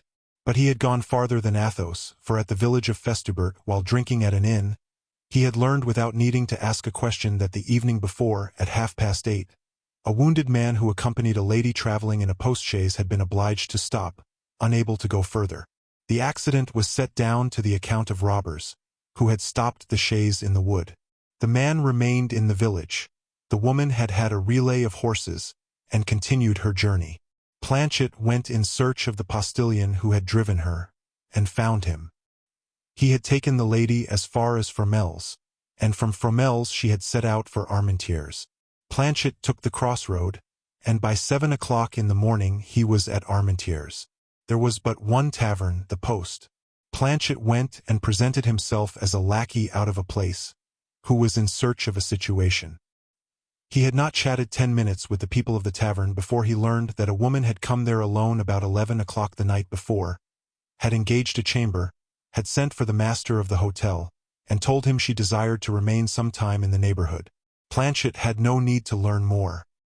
He hastened to the rendezvous, found the lackeys at their posts, placed them as sentinels at all the outlets of the hotel, and came to find Athos, who had just received this information when his friends returned. All their countenances were melancholy and gloomy, even the mild countenance of Aramis. "What is to be done?" asked D'Artagnan. "To wait," replied Athos. Each retired to his own apartment. At 8 o'clock in the evening Athos ordered the horses to be saddled, and Lord de Winter and his friends notified that they must prepare for the expedition. In an instant all 5 were ready. Each examined his arms, and put them in order. Athos came down last, and found D'Artagnan already on horseback, and growing impatient. "Patience," cried Athos. "One of our party is still wanting." The 4 horsemen looked round them with astonishment, for they sought vainly in their minds to know who this other person could be. At this moment Planchet brought out Athos's horse. The Musketeer leaped lightly into the saddle. "Wait for me," cried he. "I will soon be back." And he set off at a gallop. In a quarter of an hour he returned, accompanied by a tall man, masked and wrapped in a large red cloak. Lord de Winter and the Three Musketeers looked at one another inquiringly. Neither could give the others any information, for all were ignorant who this man could be. Nevertheless, they felt convinced that all was as it should be, as it was done by the order of Athos. At 9 o'clock, guided by Planchet, the little cavalcade set out, taking the route the carriage had taken. It was a melancholy sight, that of these 6 men, traveling in silence, each plunged in his own thoughts, sad as despair, gloomy as chastisement. Chapter 65. Trial. It was a stormy and dark night. Vast clouds covered the heavens, concealing the stars. The moon would not rise till midnight. Occasionally, by the light of a flash of lightning which gleamed along the horizon, the road stretched itself before them, white and solitary. The flash extinct, all remained in darkness. Every minute Athos was forced to restrain D'Artagnan, constantly in advance of the little troop, and to beg him to keep in the line, which in an instant he again departed from. He had but one thought, to go forward, and he went. They passed in silence through the little village of Festubert, where the wounded servant was, and then skirted the wood of Richbourg. At Hurlier, Planchet, who led the column, turned to the left. Several times Lord de Winter, Porthos, or Aramis tried to talk with the man in the red cloak, but to every interrogation which they put to him he bowed, without response. The travelers then comprehended that there must be some reason why the unknown preserved such a silence, and ceased to address themselves to him. The storm increased, the flashes succeeded one another more rapidly, the thunder began to growl, and the wind, the precursor of a hurricane, whistled in the plumes and the hair of the horsemen. The cavalcade trotted on more sharply. A little before they came to Fromelles the storm burst. They spread their cloaks. There remained 3 leagues to travel, and they did it amid torrents of rain. D'Artagnan took off his hat, and could not be persuaded to make use of his cloak. He found pleasure in feeling the water trickle over his burning brow and over his body, agitated by feverish shudders. The moment the little troop passed Goskell and were approaching the post, a man sheltered beneath a tree detached himself from the trunk with which he had been confounded in the darkness, and advanced into the middle of the road, putting his finger on his lips. Athos recognized Grimaud. "What's the manner?" cried Athos. "Has she left Armentières?" Grimaud made a sign in the affirmative. D'Artagnan ground his teeth. "Silence, D'Artagnan," said Athos. "I have charged myself with this affair. It is for me, then, to interrogate Grimaud." "Where is she?" asked Athos. Grimaud extended his hands in the direction of the lists. "Far from here?" asked Athos. Grimaud showed his master his forefinger bent. "Alone?" asked Athos. Grimaud made the sign yes. "Gentlemen," said Athos, "she is alone within half a league of us, in the direction of the river." "That's well," said D'Artagnan. "Lead us, Grimaud." Grimaud took his course across the country, and acted as guide to the cavalcade. At the end of 500 paces, more or less, they came to a rivulet which they forded. By the aid of the lightning they perceived the village of Erquinheim. "Is she there, Grimaud?" asked Athos. Grimaud shook his head negatively. "Silence, then!" cried Athos, and the troop continued their route. Another flash illuminated all around them. Grimaud extended his arm, and by the bluish splendor of the fiery serpent they distinguished a little isolated house on the banks of the river, within 100 paces of a ferry. One window was lighted. "Here we are," said Athos. At this moment a man who had been crouching in a ditch jumped up and came towards them. It was Mousqueton. He pointed his finger to the lighted window. "She is there," said he. "And Bazin?" asked Athos. "While I watched the window, he guarded the door." "Good," said Athos. "You are good and faithful servants." Athos sprang from his horse, gave the bridle to Grimaud, and advanced toward the window, after having made a sign to the rest of the troop to go toward the door. The little house was surrounded by a low, quickset hedge, 2 or 3 feet high.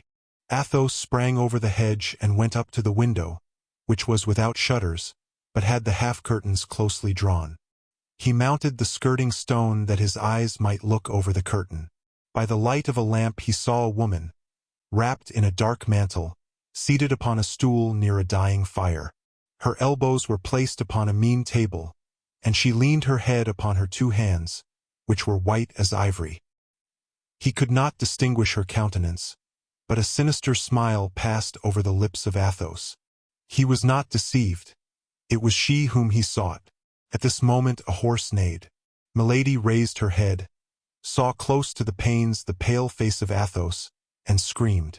Athos, perceiving that she knew him, pushed the window with his knee and hand. The window yielded. The squares were broken to shivers, and Athos, like the spectre of vengeance, leaped into the room. Milady rushed to the door and opened it.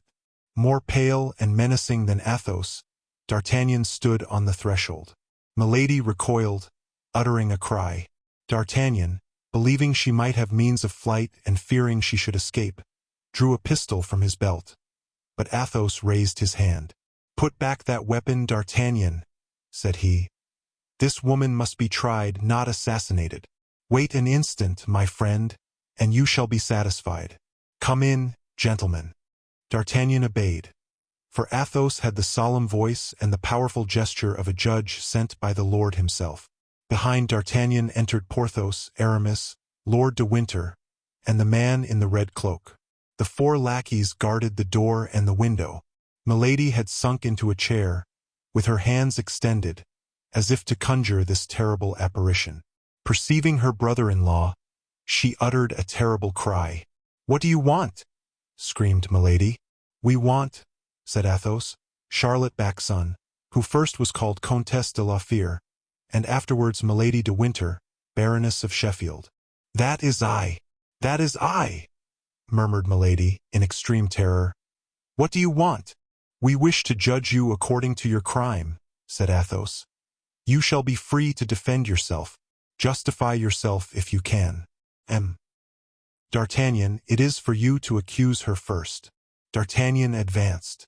"Before God and before men," said he, "I accuse this woman of having poisoned Constance Bonacieux, who died yesterday evening." He turned towards Porthos and Aramis. "We bear witness to this," said the 2 Musketeers with one voice. D'Artagnan continued, "Before God and before men, I accuse this woman of having attempted to poison me, in wine which she sent me from Villeroy, with a forged letter, as if that wine came from my friends. God preserved me, but a man named Brisemont died in my place." "We bear witness to this," said Porthos and Aramis, in the same manner as before. "Before God and before men, I accuse this woman of having urged me to the murder of the Baron de Wardes, but as no one else can attest the truth of this accusation, I attest it myself. I have done." And D'Artagnan passed to the other side of the room with Porthos and Aramis. "Your turn, my lord," said Athos. The Baron came forward.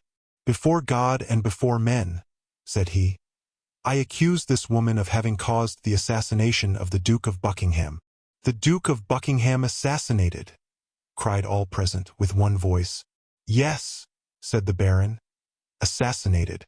On receiving the warning letter you wrote to me, I had this woman arrested, and gave her in charge to a loyal servant.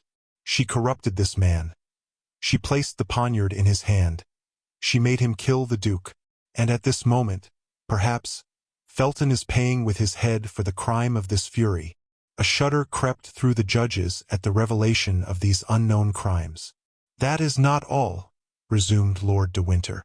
"My brother, who made you his heir, died in 3 hours of a strange disorder which left livid traces all over the body. My sister, how did your husband die?" "Horror!" cried Porthos and Aramis. "Assassin of Buckingham, assassin of Felton, assassin of my brother, I demand justice upon you, and I swear that if it be not granted to me, I will execute it myself." And Lord de Winter ranged himself by the side of D'Artagnan, leaving the place free for another accuser.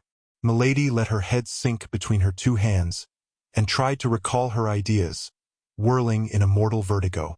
"My turn," said Athos, himself trembling as the lion trembles at the sight of the serpent. My turn. I married that woman when she was a young girl. I married her in opposition to the wishes of all my family. I gave her my wealth, I gave her my name, and one day I discovered that this woman was branded. This woman was marked with a fleur-de-lis on her left shoulder. Oh, said Milady, raising herself. I defy you to find any tribunal which pronounced that infamous sentence against me. I defy you to find him who executed it. Silence, said a hollow voice. It is for me to reply to that. And the man in the red cloak came forward in his turn. What man is that? What man is that? Cried Milady, suffocated by terror, her hair loosening itself, and rising above her livid countenance as if alive. All eyes were turned towards this man, for to all except Athos he was unknown. Even Athos looked at him with as much stupefaction as the others, for he knew not how he could in any way find himself mixed up with the horrible drama then unfolded.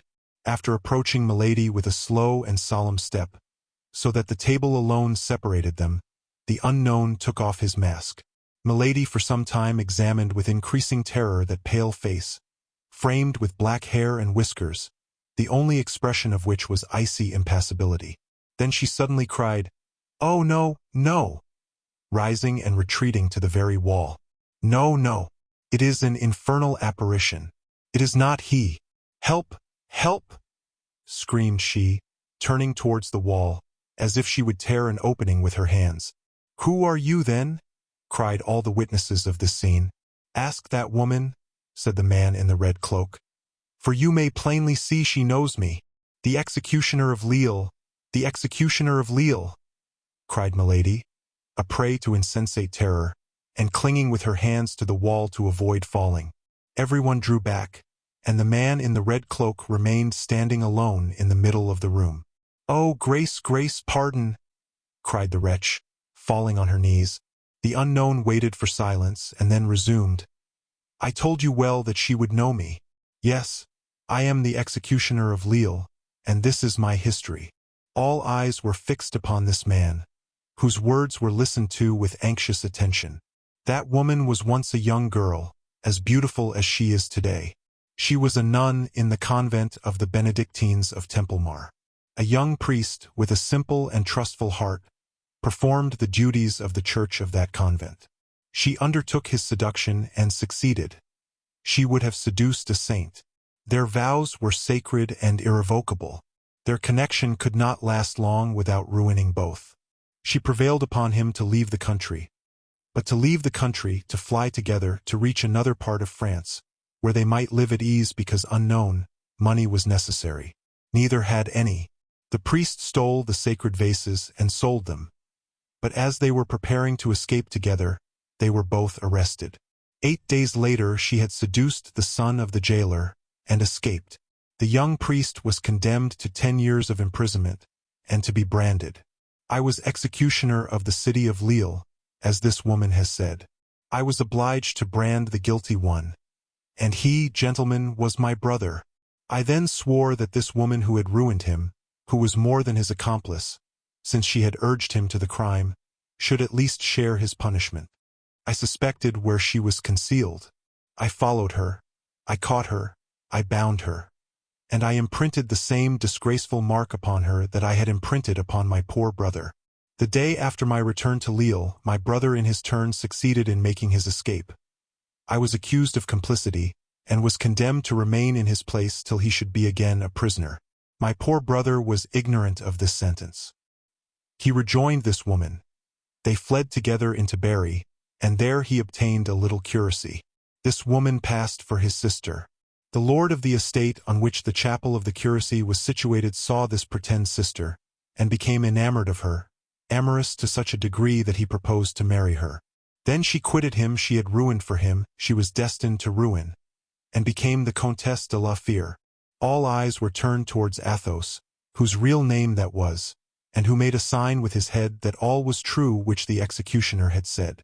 Then, resumed he, mad, desperate, determined to get rid of an existence from which he had stolen everything, honor and happiness, my poor brother returned to Lille, and learning the sentence which had condemned me in his place, surrendered himself, and hanged himself that same night from the iron bar of the loophole of his prison. To do justice to them who had condemned me, they kept their word. As soon as the identity of my brother was proved, I was set at liberty. That is the crime of which I accuse her. That is the cause for which she was branded. Monsieur d'Artagnan, said Athos, what is the penalty you demand against this woman? The punishment of death, replied D'Artagnan.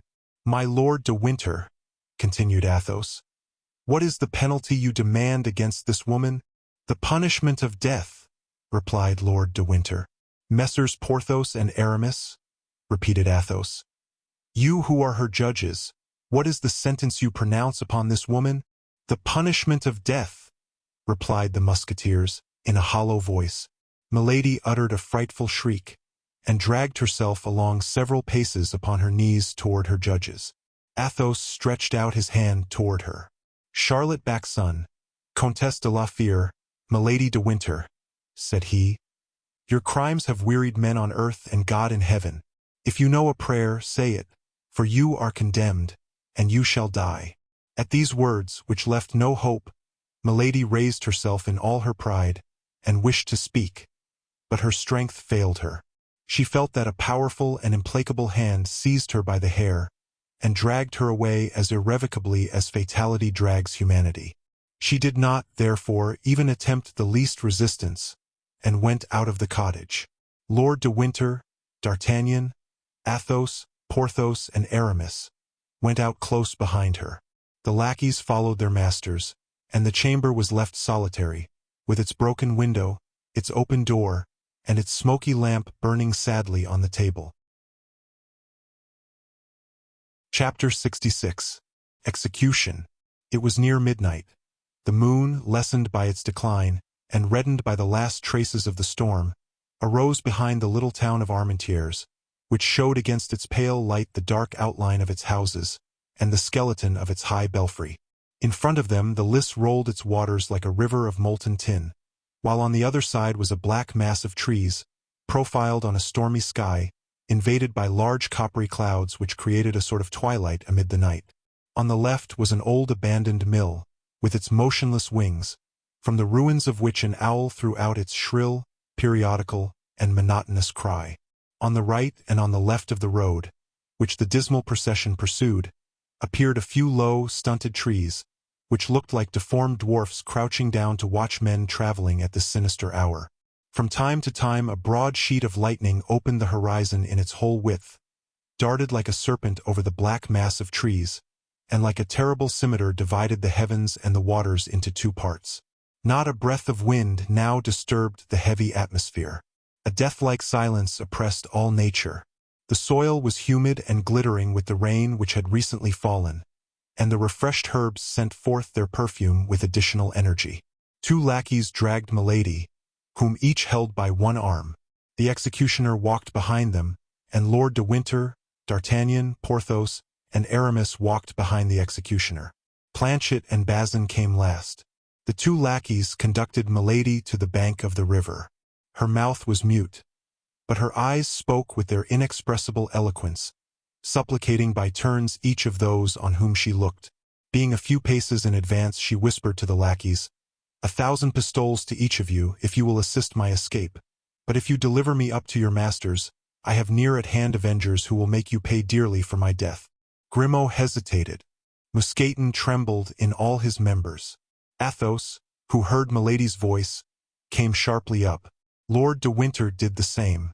"Change these lackeys," said he. "She has spoken to them. They are no longer sure." Planchet and Bazin were called, and took the places of Grimaud and Mousqueton. On the bank of the river the executioner approached Milady, and bound her hands and feet. Then she broke the silence to cry out, "You are cowards, miserable assassins. 10 men combined to murder one woman. Beware. If I am not saved, I shall be avenged." "You are not a woman," said Athos coldly and sternly. "You do not belong to the human species. You are a demon escaped from hell, whither we send you back again." "Ah, you virtuous men," said Milady. "Please to remember that he who shall touch a hair of my head is himself an assassin." "The executioner may kill without being on that account an assassin," said the man in the red cloak. rapping upon his immense sword. "This is the last judge. That is all. Nachrichter, as say our neighbors, the Germans."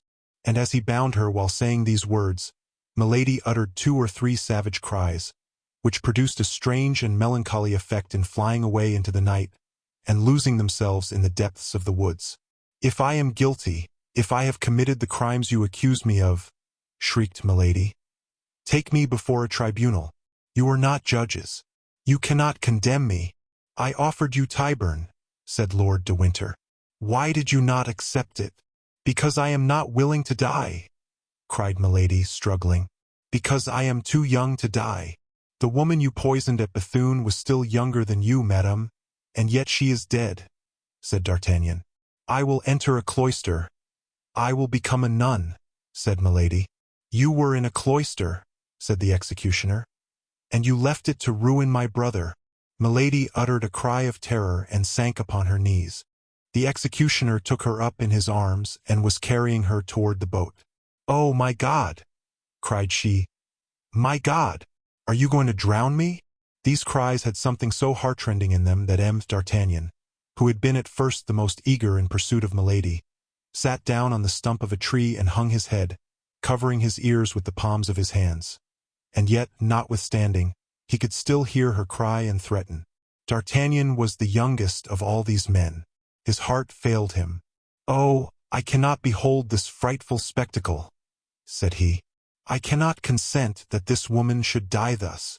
Milady heard these few words and caught at a shadow of hope. "D'Artagnan, D'Artagnan," cried she, "remember that I loved you." The young man rose and took a step toward her.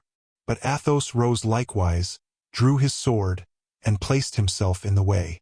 "If you take one step farther, D'Artagnan," said he, "we shall cross swords together." D'Artagnan sank on his knees and prayed. "Come," continued Athos. "Executioner, do your duty." "Willingly, monseigneur," said the executioner. "For as I am a good Catholic, I firmly believe I am acting justly in performing my functions on this woman." "That's well." Athos made a step toward Milady. "I pardon you," said he, "the ill you have done me. I pardon you for my blasted future, my lost honor, my defiled love, and my salvation forever compromised by the despair into which you have cast me. Die in peace." Lord de Winter advanced in his turn. "I pardon you," said he, "for the poisoning of my brother and the assassination of his grace, Lord Buckingham. I pardon you for the death of poor Felton. I pardon you for the attempts upon my own person. Die in peace." "And I," said D'Artagnan, "pardon me, madame, for having by a trick unworthy of a gentleman provoked your anger. And I, in exchange, pardon you the murder of my poor love and your cruel vengeance against me. I pardon you, and I weep for you. Die in peace." "I am lost," murmured Milady in English. "I must die." Then she arose of herself, and cast around her one of those piercing looks which seemed to dart from an eye of flame. She saw nothing. She listened, and she heard nothing. "Where am I to die?" said she. "On the other bank," replied the executioner. Then he placed her in the boat, and as he was going to set foot in it himself, Athos handed him a sum of silver. "Here," said he, "is the price of the execution, that it may be plain we act as judges." "That is correct," said the executioner. "And now in her turn, let this woman see that I am not fulfilling my trade, but my debt." And he threw the money into the river. The boat moved off toward the left-hand shore of the Lys, bearing the guilty woman and the executioner. All the others remained on the right-hand bank, where they fell on their knees. The boat glided along the ferry rope under the shadow of a pale cloud which hung over the water at that moment. The troop of friends saw it gain the opposite bank. The figures were defined like black shadows on the red-tinted horizon. Milady, during the passage, had contrived to untie the cord which fastened her feet. On coming near the bank, she jumped lightly on shore and took to flight. But the soil was moist. On reaching the top of the bank, she slipped and fell upon her knees. She was struck, no doubt, with a superstitious idea. She conceived that heaven denied its aid, and she remained in the attitude in which she had fallen, her head drooping and her hands clasped. Then they saw from the other bank the executioner raise both his arms slowly. A moonbeam fell upon the blade of the large sword. The two arms fell with a sudden force. They heard the hissing of the scimitar and the cry of the victim. Then a truncated mass sank beneath the blow. The executioner then took off his red cloak, spread it upon the ground, laid the body in it, threw in the head, tied all up by the four corners, lifted it on his back and entered the boat again. In the middle of the stream he stopped the boat, and suspending his burden over the water cried in a loud voice, "Let the justice of God be done!" And he let the corpse drop into the depths of the waters, which closed over it. 3 days afterward the four musketeers were in Paris. They had not exceeded their leave of absence, and that same evening they went to pay their customary visit to M. de Treville.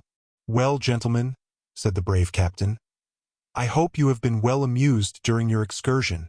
"Prodigiously," replied Athos in the name of himself and his comrades. Chapter 67. Conclusion. On the 6th of the following month the king, in compliance with the promise he had made the cardinal to return to La Rochelle, left his capital still in amazement at the news which began to spread itself of Buckingham's assassination.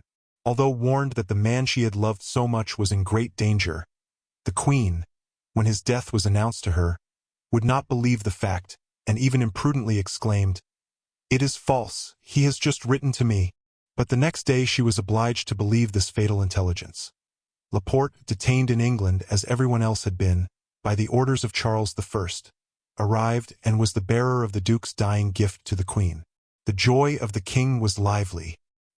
He did not even give himself the trouble to dissemble, and displayed it with affectation before the Queen.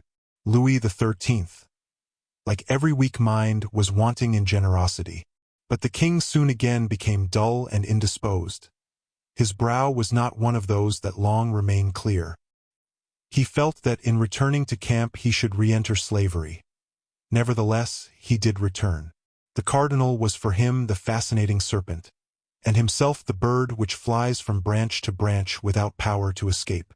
The return to La Rochelle, therefore, was profoundly dull. Our four friends, in particular, astonished their comrades. They traveled together, side by side, with sad eyes and heads lowered. Athos alone from time to time raised his expansive brow. A flash kindled in his eyes, and a bitter smile passed over his lips. Then, like his comrades, he sank again into reverie.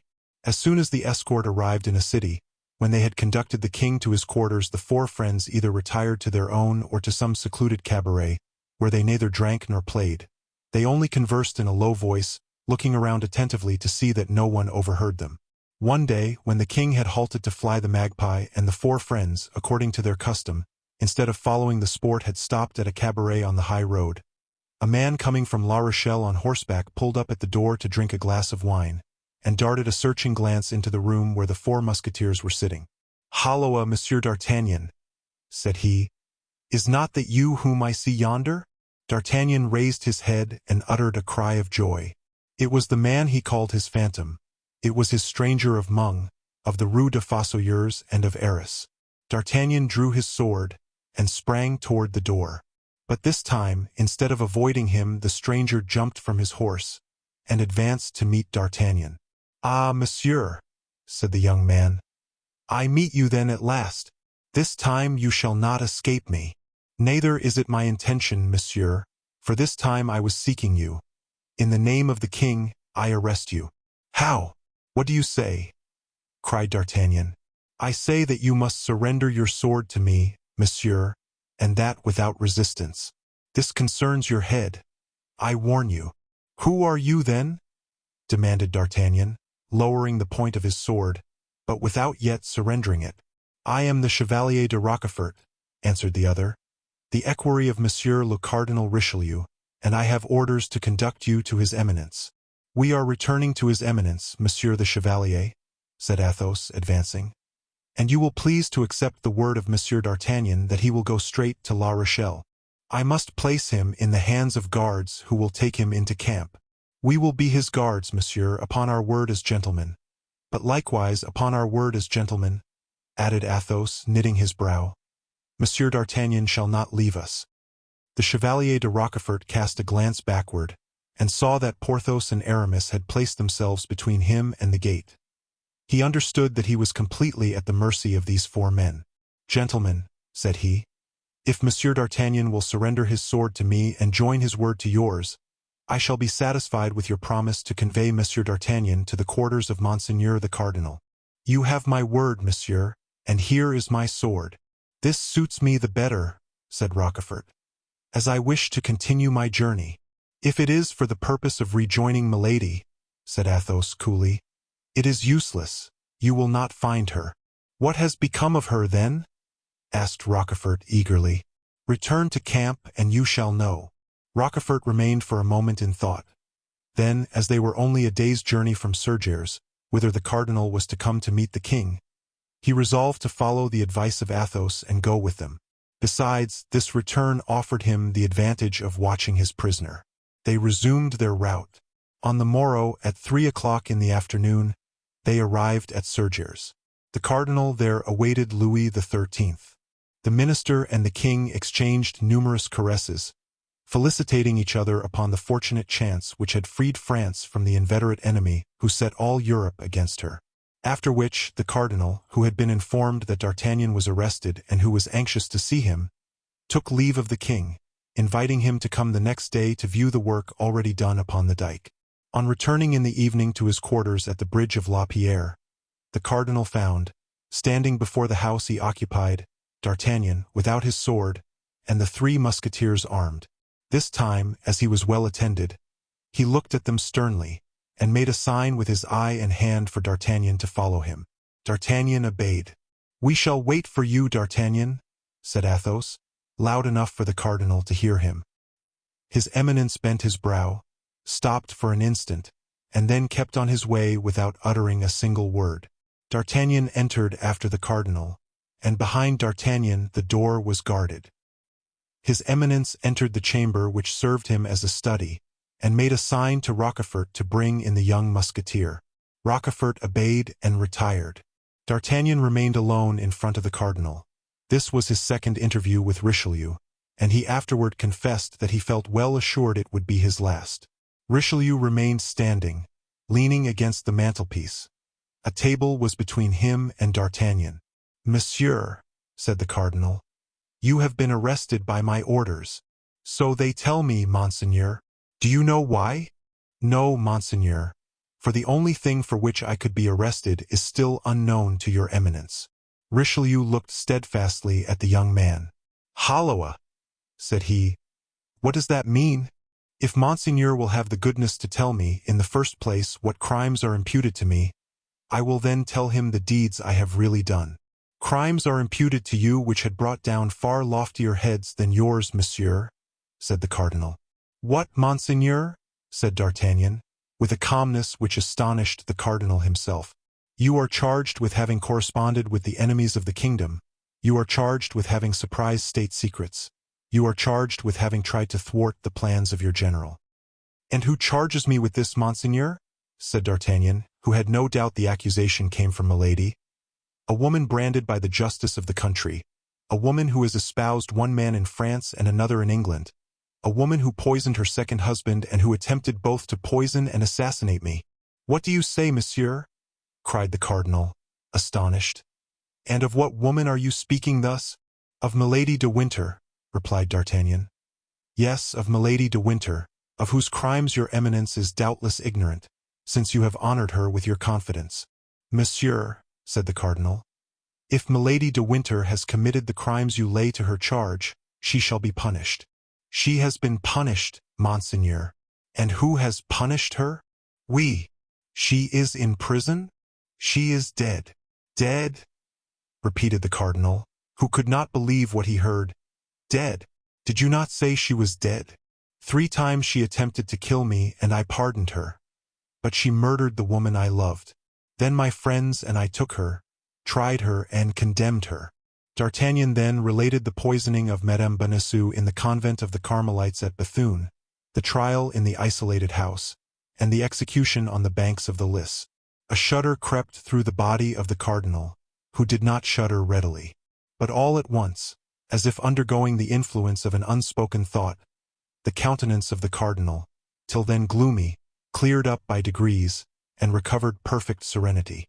"So," said the cardinal, in a tone that contrasted strongly with the severity of his words, "you have constituted yourselves judges, without remembering that they who punish without license to punish are assassins? Monseigneur, I swear to you that I never for an instant had the intention of defending my head against you.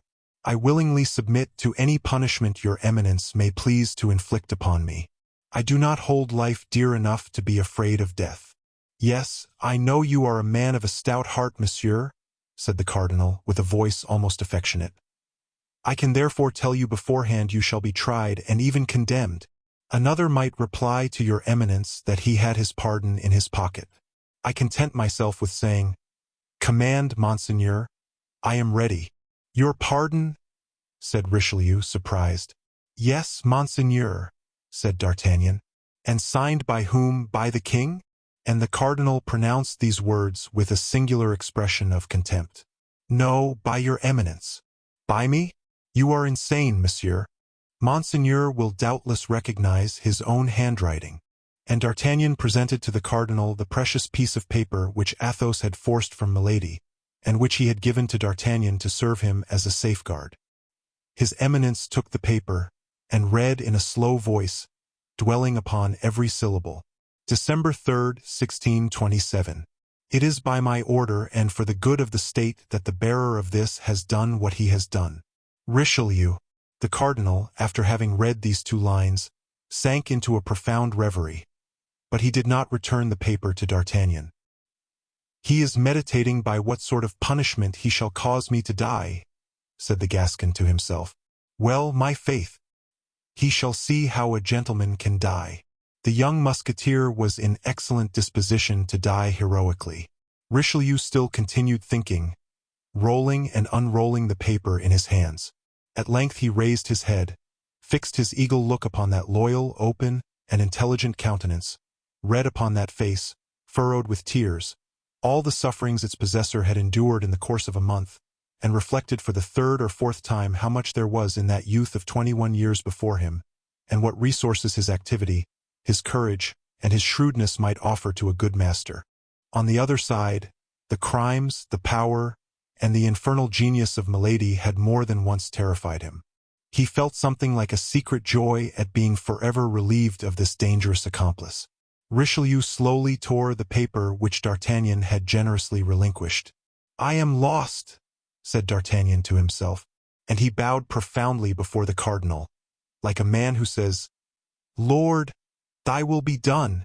The cardinal approached the table, and without sitting down, wrote a few lines upon a parchment of which 2/3 were already filled, and affixed his seal.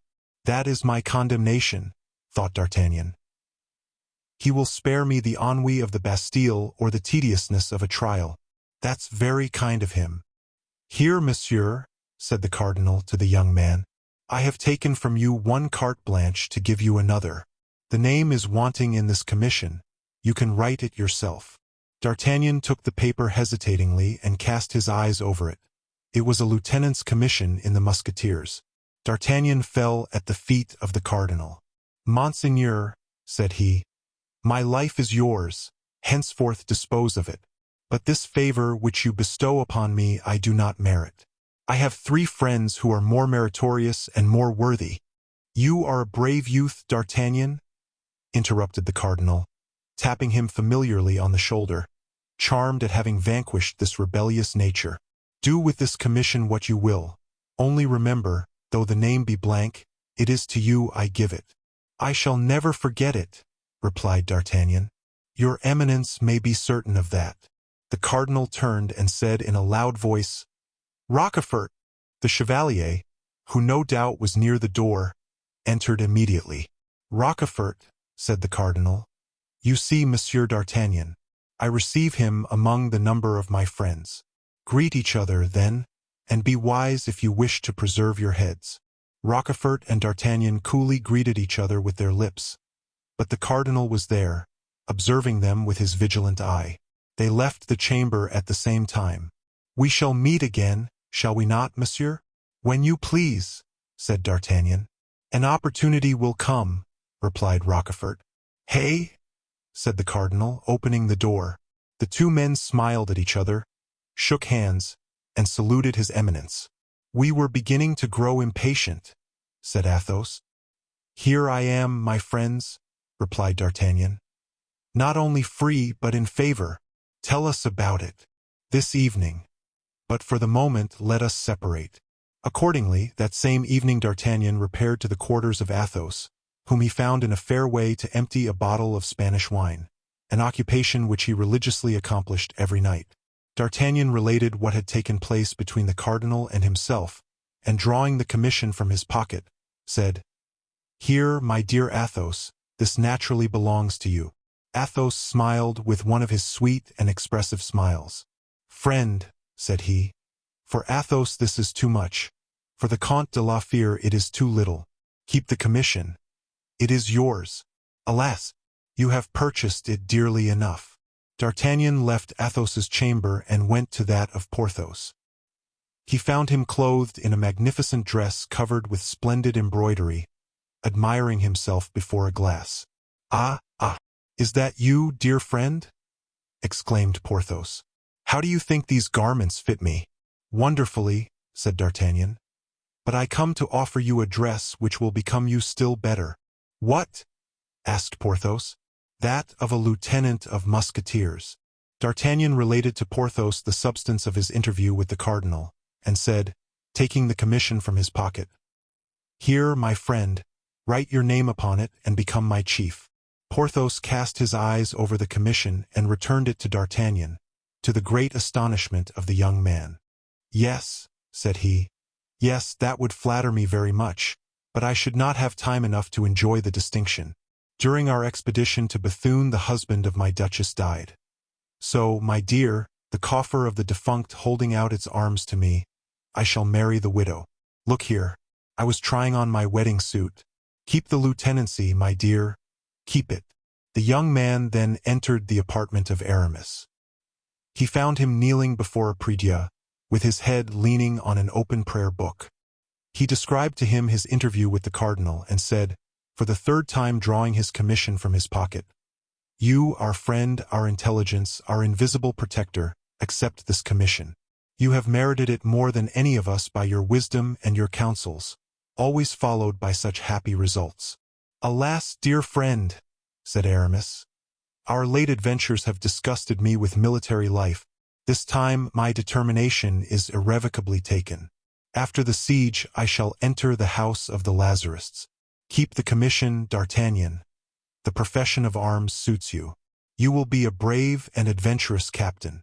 D'Artagnan, his eye moist with gratitude though beaming with joy, went back to Athos, whom he found still at table contemplating the charms of his last glass of Malaga by the light of his lamp. "Well," said he, "they likewise have refused me. That, dear friend, is because nobody is more worthy than yourself." He took a quill, wrote the name of D'Artagnan in the commission, and returned it to him. "I shall then have no more friends," said the young man. "Alas, nothing but bitter recollections." And he let his head sink upon his hands, while two large tears rolled down his cheeks. "You are young," replied Athos, "and your bitter recollections have time to change themselves into sweet remembrances." "Yes," said he, "yes, that would flatter me very much, but I should not have time enough to enjoy the distinction. During our expedition to Bethune the husband of my duchess died. So, my dear, the coffer of the defunct holding out its arms to me, I shall marry the widow. Look here, I was trying on my wedding suit. Keep the lieutenancy, my dear, keep it." The young man then entered the apartment of Aramis. He found him kneeling before a prie-dieu, with his head leaning on an open prayer book. He described to him his interview with the cardinal and said, for the third time drawing his commission from his pocket, "You, our friend, our intelligence, our invisible protector, accept this commission. You have merited it more than any of us by your wisdom and your counsels, always followed by such happy results." "Alas, dear friend," said Aramis, "our late adventures have disgusted me with military life. This time my determination is irrevocably taken. After the siege I shall enter the house of the Lazarists. Keep the commission, D'Artagnan. The profession of arms suits you. You will be a brave and adventurous captain. D'Artagnan, his eye moist with gratitude though beaming with joy, went back to Athos, whom he found still at table contemplating the charms of his last glass of Malaga by the light of his lamp. "Well," said he, "they likewise have refused me. That, dear friend, is because nobody is more worthy than yourself." He took a quill, wrote the name of D'Artagnan in the commission, and returned it to him. "I shall then have no more friends," said the young man. "Alas, nothing but bitter recollections." And he let his head sink upon his hands, while 2 large tears rolled down his cheeks. "You are young," replied Athos, "and your bitter recollections have time to change themselves into sweet remembrances.